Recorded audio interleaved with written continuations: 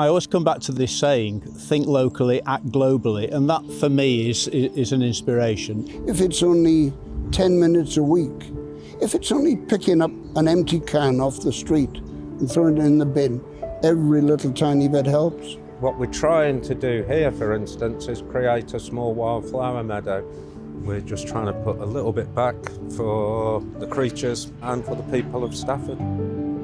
Nature is a very powerful thing. We are nature. We can't live without the bees, the birds, the whole damn dish. It's all part and parcel of living.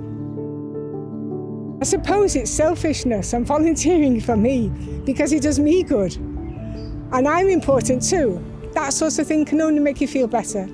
I'd like the lasting effect to be that I left it better than I started. That'd do.